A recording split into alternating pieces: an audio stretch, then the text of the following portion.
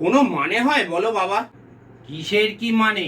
আরে আর বলো কেন, আমাদের পচা কাকার ছেলে গো। কে? ঘন্টা? হ্যাঁ গো, ঘন্টা। ঘন্টা বাড়িতে চিঠি লিখে রেখে বনবাসী হয়েছে সাধু হবে বলে। সে কি রে, ঘন্টার হঠাৎ সাধু হবার ইচ্ছা জাগলো কেন? জাগবে না? সব দোষই তোর বাবার, মানে পচা কাকার। কেন, পচা আবার কি দোষ করলো? আরে দোষ মানে মহা দোষ।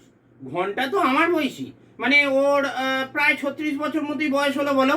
হ্যাঁ, তাদের হয়েছেটা কি? আরে অতখানি বয়স হলো, অথচ পচা কাকা নাকি ওর বিয়ের কোনো উচ্চ বাচ্চাই করছিল না। এদিকে পচা কাকা নিজে নাকি 22 বছর বয়সে বিয়ে করেছিল। সে তো পচা 14 বছর বয়স থেকে পরোটার দোকানে কাজ করতো।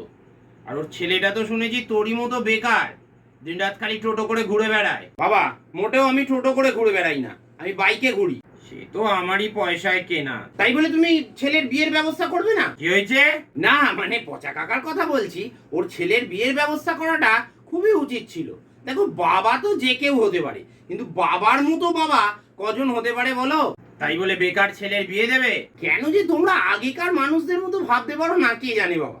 কেন, আগেকার মানুষরা কি এমন ভাবতো?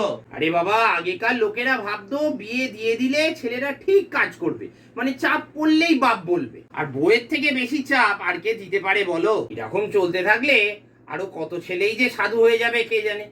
যাকে এক কাজ করো, 300টা টাকা দাও দেখি। কেন, কি করবি তুই 300 টাকা দিয়ে?